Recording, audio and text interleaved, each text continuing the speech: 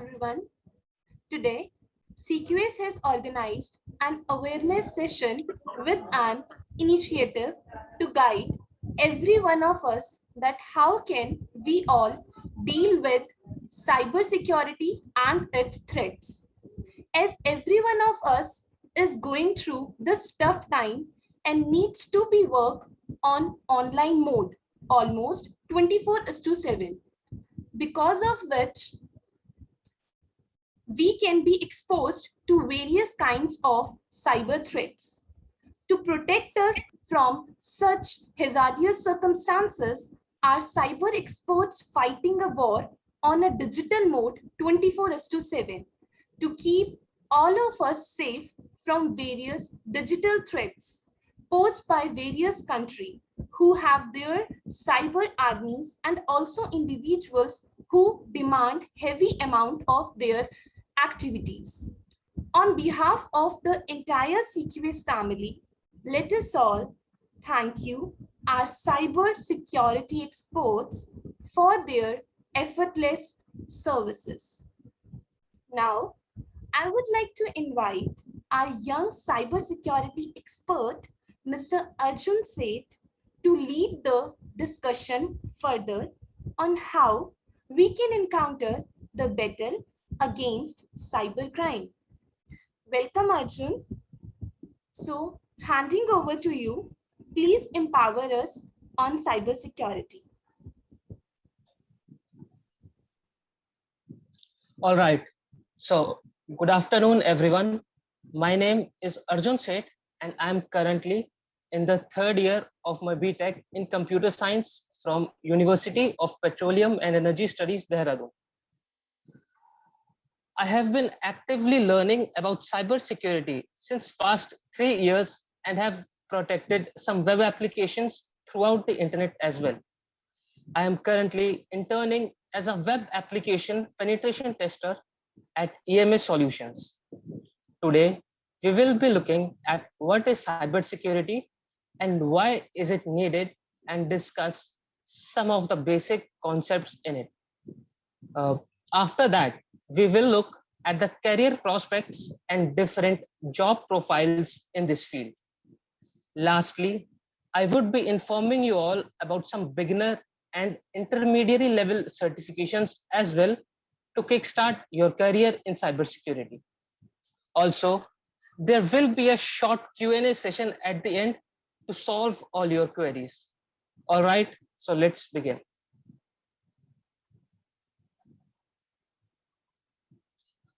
So what is cybersecurity? Cybersecurity by itself is a process, a design or an architecture created to protect networks and devices from attacks, damage, or unauthorized access. Some of the advantages of cybersecurity are protection of your business. So consider this example.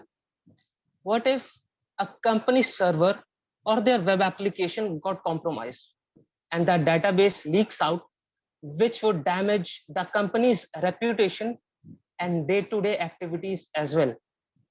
So we want to protect our businesses from hackers to prevent this from happening, which will eventually result in increased productivity because the employees would then be in a very controlled environment, concentrating more on their work rather than worrying about cyber criminals.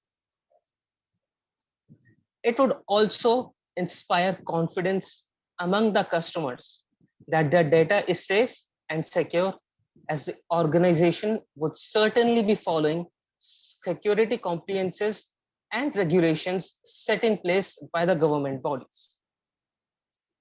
It will also help in making the applications and websites more stable and robust, thus protecting them from external threats. That would also protect customers or clients' data from cyber attacks through other mediums as well, since we would be holding some amount of their data as well.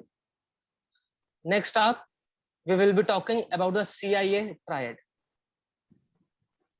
So confidentiality, integrity, and availability are the three main pillars of cybersecurity. Confidentiality states that the information and functions can be accessed only by authorized parties. So, for example, when you password protect your files, what you're trying to do is prevent other users from accessing them so that it remains confidential. Next up, we have integrity. Integrity suggests that data should only be editable by the authorized user. For example, while sharing a document among our peers, we don't want that to be editable by everyone who has access. So continuing with the presentation, uh, availability. So availability ensures that data is available to users anywhere, anytime around the world with internet access. So what this basically says is that there should be minimal downtime of applications. Moving on, we have cyber crimes. So what are cyber crimes? Cyber crimes are basically a threat to CIA, that is the confidentiality, integrity, and availability of an infrastructure, of an IT infrastructure. So putting it simply, any criminal activity involving a computer or a network that is a threat to the confidentiality, integrity, or availability of an IT infrastructure can be termed as a cybercrime. Well, most cyber crimes are done to generate profit either by encrypting your data and asking for money using ransomware, or by using social engineering or phishing attacks to extract your banking credentials for withdrawing money from your bank accounts. Now let's take a look at some of the motives behind cybercrime. So disrupting business continuity. Next, we have information theft and manipulating data. Then creating fear and chaos by disrupting critical infrastructure. Then we have financial loss to the target.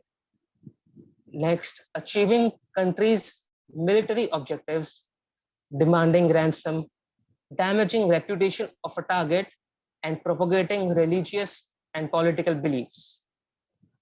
So all of these motives are covered by different types of hackers, right? So not a black hat hacker cover all of them. There are activists, and other types of hackers that are behind these motives. So next up, we'll be taking a look at the types of hackers and go in a bit of a detail about all of them. So first up, we have the black hat hackers. These are criminal hackers with malicious intent. They try to generate profit from their crimes.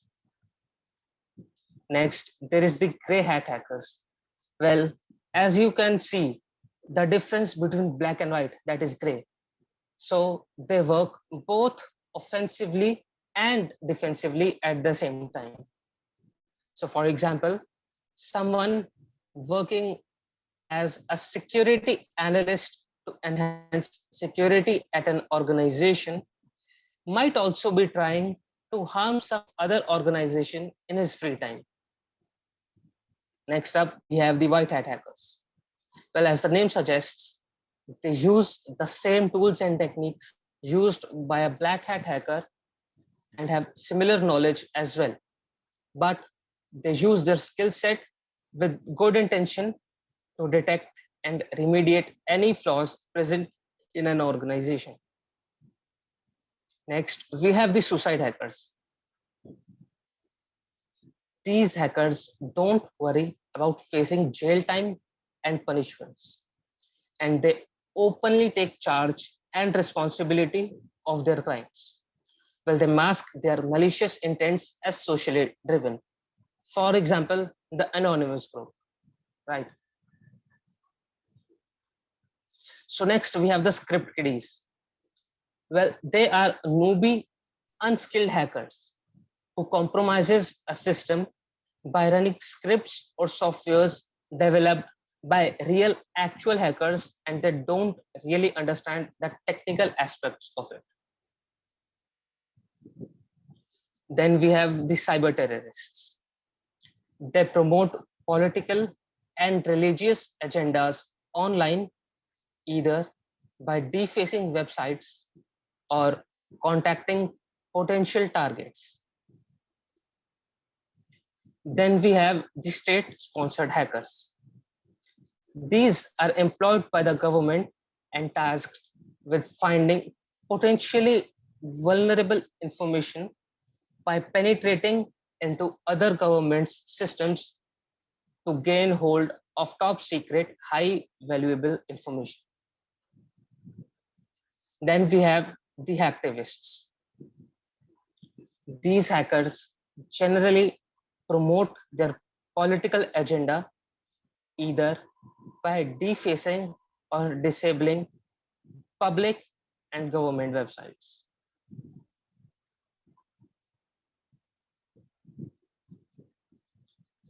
So, as I told you all earlier, that not a single type of hacker is behind all of these motives.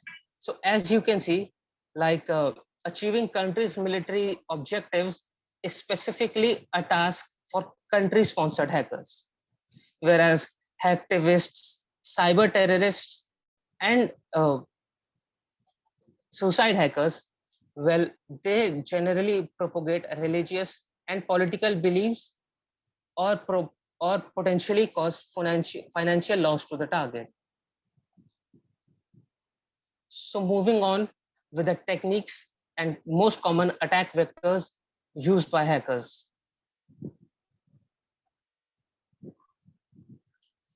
So first up, we have DOS attacks. DOS is domain of DDoS attacks basically.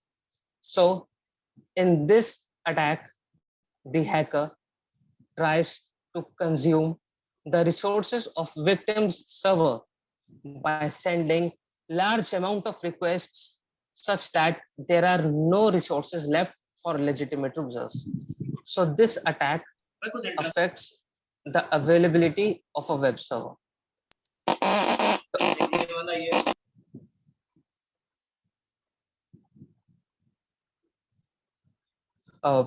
DOS attacks are denial of service attacks because they deny the availability to a web server. Yeah, so up next, we have malware attacks.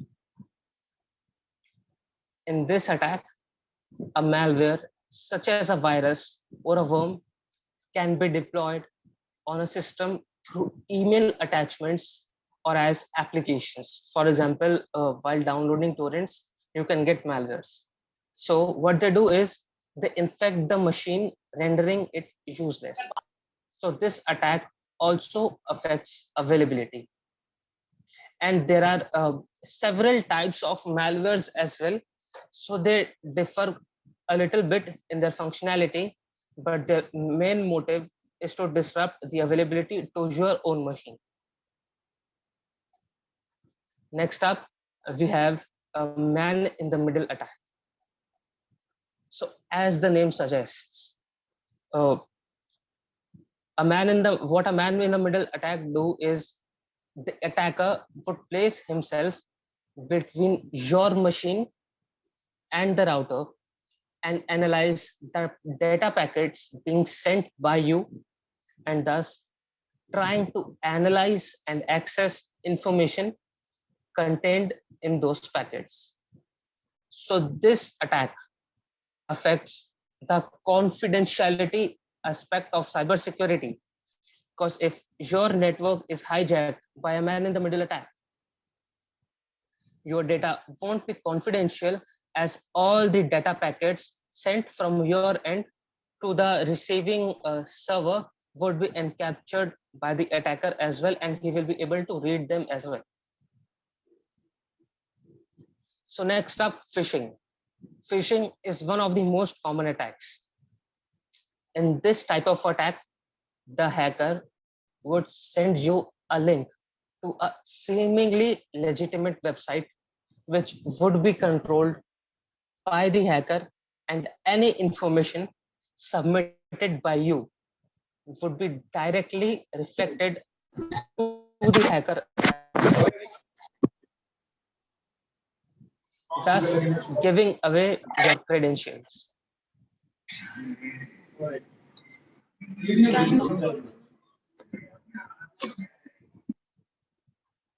Uh, yeah, so next up, we have the cross-site scripting attacks. In this type of attack, certain commands are injected in the input fields of the web application. For example, the search bar or the login options, like where the username and password you enter. So in those fields, certain commands are entered and inputted. And if proper input validation is not present, these commands would directly run on the server as well. So this type of attacks are very malicious and can be used to run malicious code and perform criminal activities on the server itself. So next up, we have the password attacks. So this is not an attack in itself, but it is a target attacks. For example, brute forcing attacks. So password attacks are generally carried out by using a password dictionary, by predicting password combinations and brute forcing hundreds of passwords while logging in with the help of botnets. So what this would do is you will make a list of all the potential passwords that a potential target can have, and you will attempt each of them again and again. Well, this would take a lot of time, but if you are able to automate this process by using botnets, it won't take as much of time, and this attack is very much possible currently. So that's why it is suggested to keep your passwords, to make your passwords by using various combinations of uppercase and lowercase characters, as well as by using special characters to decrease the efficiency of such attacks. This attack generally requires social engineering, and before anybody asks, yes, you can crack potentially Instagram passwords with this method. So next up, there is SQL injection. This is also a command-based injection attack. In this attack, the attacker would send SQL-based queries specifically to the response from their database, to get response from the database, and then analyze those response to check what version of SQL that database is running, and then modifying the query as to retrieve the data from that database. So we have talked about the attacks and motives used by hackers. So if you want to check if your ID and password are safe or have been breached, you can go to this website and enter your credentials in the field. You can put your email ID or your passwords in the field to check if they are present in any known vulnerability, in any known data breaches.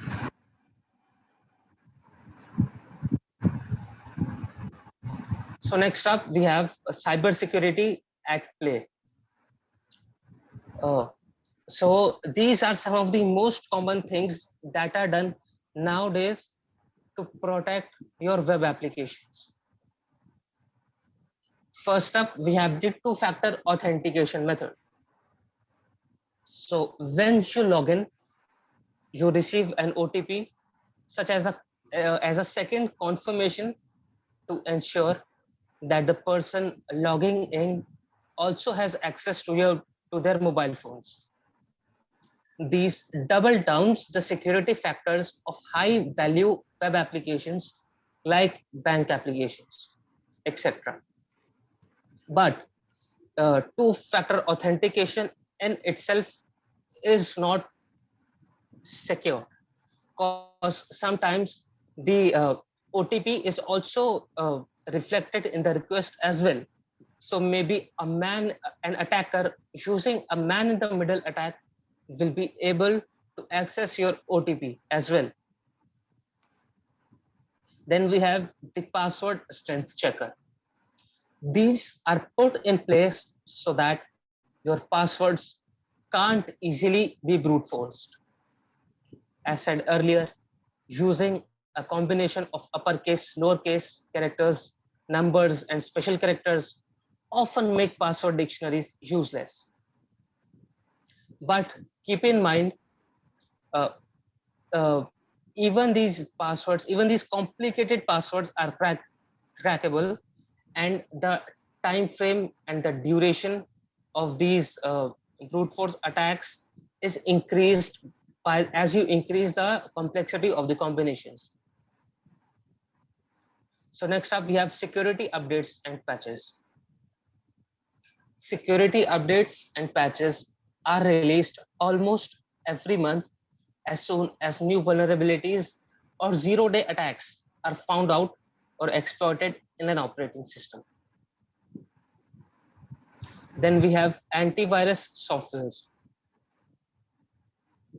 Many antivirus softwares don't actually scan for viruses in your PC. They just try to match the hash code of every file present in your hard drive with the hash codes of a known virus. So technically, antiviruses are of virtually no use when confronted with a new malware. That is why it is suggested to download softwares and files only from secure websites. Next up, we have firewalls. So firewalls are of two types, IDS and IPS. We'll go a bit in detail about both of them. So firewalls basically help in preventing brute force and denial of service attacks. IDS, that is intrusion detection firewall, analyzes the traffic and can easily differentiate between genuine user requests and requests sent by an attacker. So in that way, denial of service attacks won't be efficient when an intrusion detection firewall is placed, whereas intrusion prevention firewalls are more sophisticated, as they can detect as well as block incoming traffic from malicious sources. Well, then we have encryption techniques. There are various encryption techniques used to encrypt data while it's in transit between routers, so that man in the middle attacks render useless.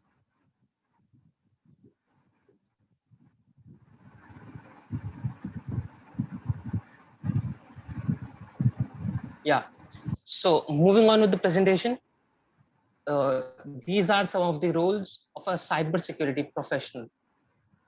They are employed by an organization to secure their data using a variety of techniques, such as finding weaknesses. Like I said earlier, finding weaknesses in their security systems, in their two-factor authentications, in their password checkers, in their antivirus systems, and in their firewalls and encryption methods as well.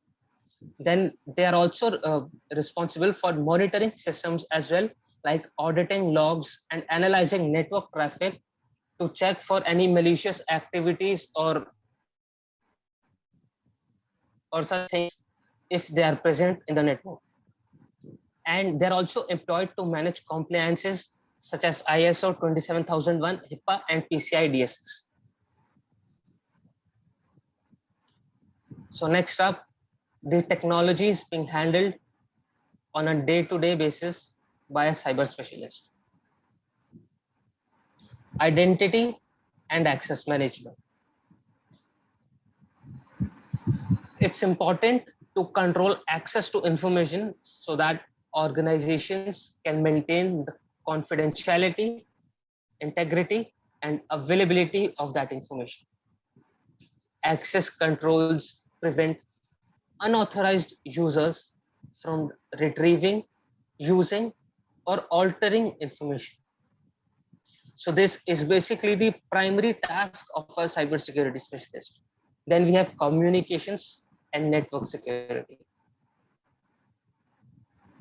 The network is a vital link connecting information resources to the user. Thus, this domain focusing on the design to prevent the disruption of data flow and intrusion. So for example, using WPA2 or WP will not matter to a regular guy, but it's of utter use for the knowledge of a cybersecurity specialist to know about these things and to configure a network accordingly. Next up, we have the information security, governance, and risk management. Well, this domain identifies key security concepts, controls, and definitions. It also concentrates on many of the non-technical aspects of information security as well, while also addressing an analysis of technical risks. So this would also include telling the company employees and enlightening them about the current practices regarding the cybersecurity used in their organization. So for example, this presentation that I'm giving today is organized by CQS from your side to me, right? So basically what they are doing is this presentation is a part of the information security governance and risk management. So you as students and employees of CQS would know the basic things about cybersecurity and would potentially be more safer going forward. So next up, there is software development security, information security, and privacy professionals must be involved in all phases of the software development lifecycle to ensure the overall effectiveness of security controls and that privacy concerns are addressed. Cyber attacks often exploit the vulnerabilities inherent in applications and operating systems. That is why frequent updates and patches to softwares are necessary. Then we have security architecture and design.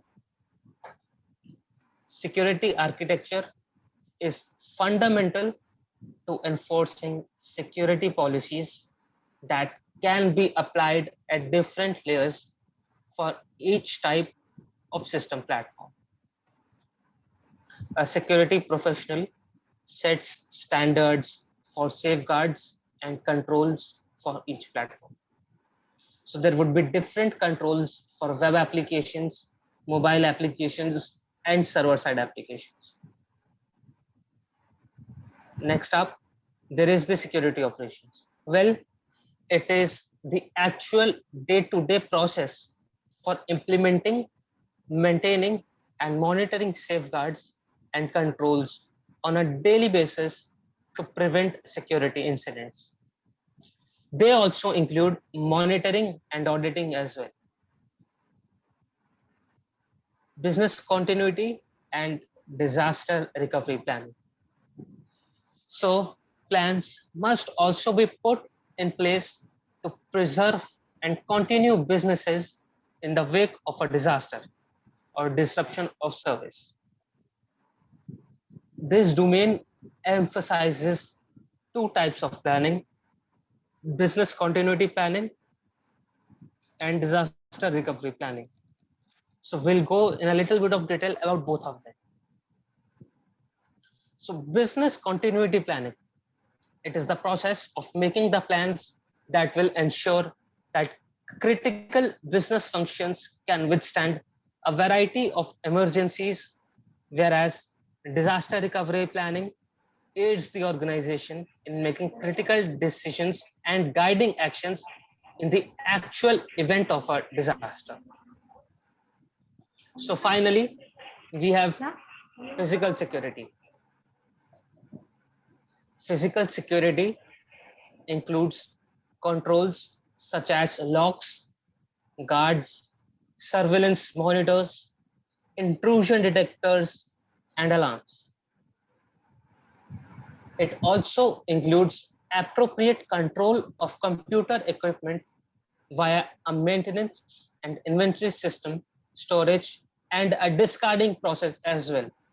So there is a other type of attack, that is dumpster diving. So the documents that are discarded by your organization, if they are not uh, shredded, they can be taken out from dumpsters as well. So this attack gets its name from that. So while discarding old laptops and hard drives, you just don't throw them away. In physical security, you have to incinerate them so that the data present in them cannot be regenerated.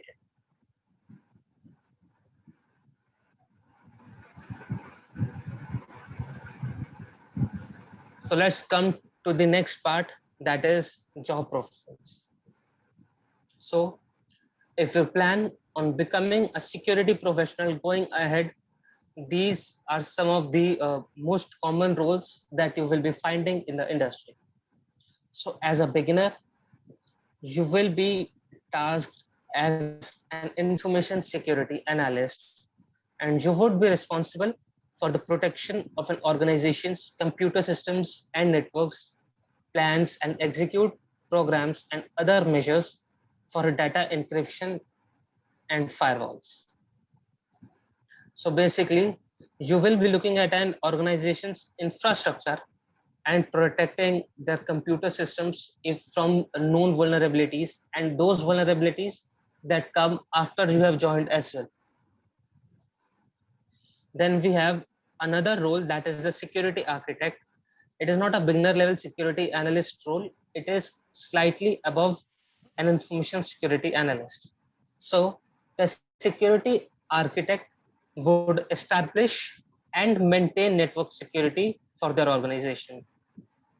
They would also be tasked with developing and implementing organization security policies and procedures for employees and others with access to computers, networks, and data systems. So generally, they won't be uh, they won't be they won't be tasked with day to day. They won't be doing the day-to-day tasks of securing the applications, rather rather would be planning majorly what tasks should be performed by the security analysts. So next we have the chief information security officer. So this job role is potentially given to you if you have done many certifications or some high level certifications. It is a mid-level executive position, and it oversees the general operations of an organization. IT security division. It is responsible for planning, coordinating, and directing all computers, networks, and data security needs of their employees. So next up, we have the penetration testers.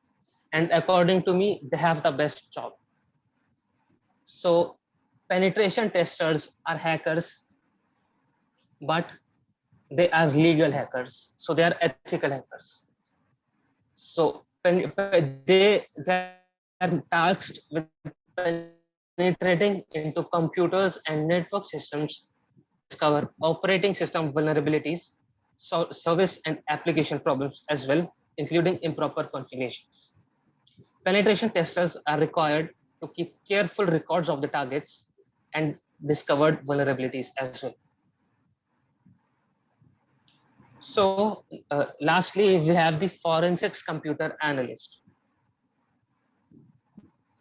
Well, they are not found generally in an organization, and they are separate institutions that are tasked with investigation purposes. They review computers data for evidence following a security breach or any other incident, and they handle storage devices and identify any vulnerabilities and recover data from damaged or destroyed devices.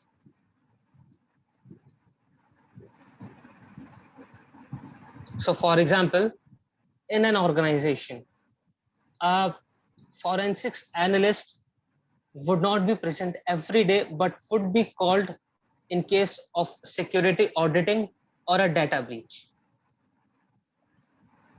Yeah. So next, this is the projected demand for cybersecurity skills.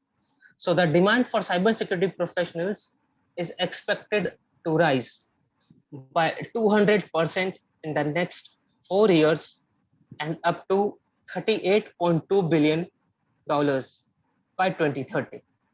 And there are approximately 3 million unfilled jobs related to cybersecurity at this time of me giving this presentation. So you know the opportunity and growth that this field comes with. And looking at this skills section here, I've talked about most of the common ones, but here public cloud security. So cloud is a big one when it comes to cybersecurity. Every new application, every new organization and older organizations as well are turning to the cloud because of the immense benefits of the cloud technology. So public cloud security architecture, and cloud security applications. These have a major role coming in future. Next up, we have the IoT network security. So basically, IoT is all the devices which are not computers but have access to the internet. So for example, your AC might be connected to the internet, your Alexa, Echo Dot, these are some examples of IoT devices. So protecting these devices is a major asset to the cybersecurity industry. All right. So moving on, these are some of the most common certifications that you can get to become a cybersecurity professional. As a beginner, you can opt for CEH, which is the most common certification done by an entry-level cybersecurity professional. CEH is Certified Ethical Hacker certification, and all of these certifications are given after a training period. So first, you would need specific training to clear these exams, and all of them are MCQ based exams. So if you study, you can clear all those exams in 3 or 4 months, and these would be very much beneficial for you all. Then we have the CompTIA N plus and Security Plus examinations. So if you are interested in becoming a network security architect or a network engineer in general, you can opt for the Network Plus certification from CompTIA, and then there is the CompTIA Security Plus and the Pen Test Plus examination. In the Security Plus, it's more on the defensive side of things, and in the Pen Test Plus, it is more on the offensive side of things.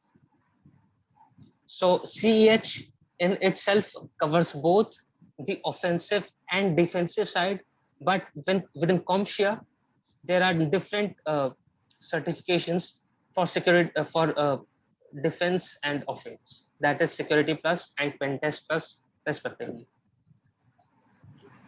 So all right, that is the end of the presentation. And if you have any doubts, feel free to ask them or drop them in the chat box as well, whatever suits you.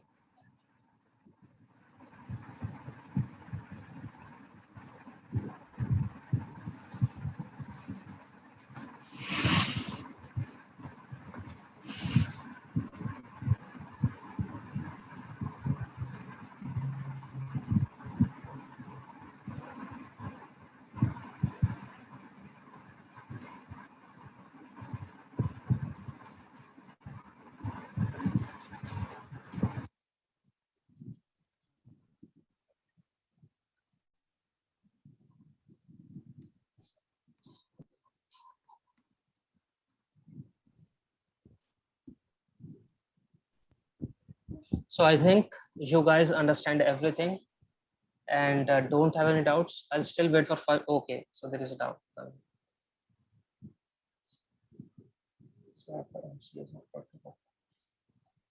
Yeah, definitely. As I've said earlier, cybersecurity is a growing domain. So it doesn't matter what field you are currently in. If you continue with cybersecurity, you will certainly be a part of a cybersecurity team.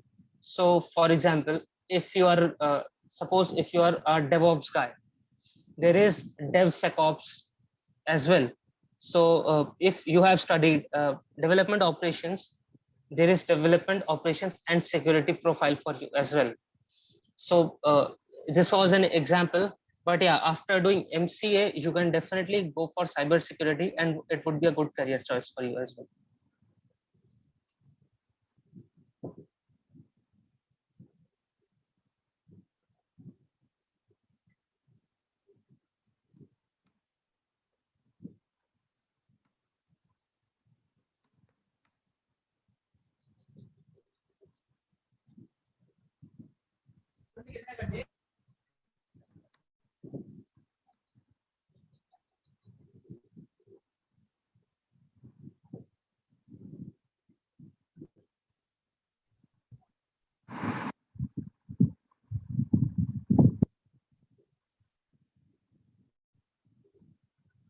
Yeah, so as discussed earlier, uh, in India, the average salary of a security professional, the beginning salary, I would say, would be around 5 to 6 lakh per annum, but the average salaries around between 25 to 28 lakhs in India.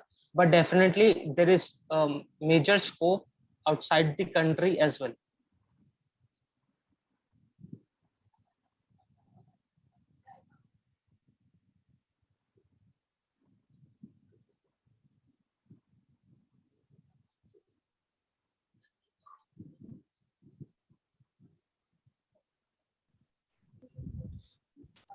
Thank you so much.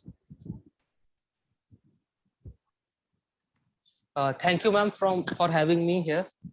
Thank you so much, Arjun, for your precious time and for guiding all our students and guiding us. Thank you, everyone, for joining the session. We are hoping to get Mr. Arjun again and on the same platform. Thank you, everyone. All right. So there is one last question, and I would like to address that also. So the question is prerequisites for cybersecurity. As such, there are no prerequisites. It's all about your communication skills. And maybe you should know a little bit of networking. So what is a three-way handshake? That is, and the basics of networking only are the prerequisites for cybersecurity. And as a beginner, you would be more focused in learning about the common tools that are used, for example, Burp Suite, Nmap, and Metasploit framework. So there are no prerequisites, but I would say yes, there is a learning curve when it comes to cybersecurity, because these tools are not very much intuitive to a beginner, but as you practice, you would get a hands-on experience to it, and you would definitely be able to continue and learn with it as you go ahead.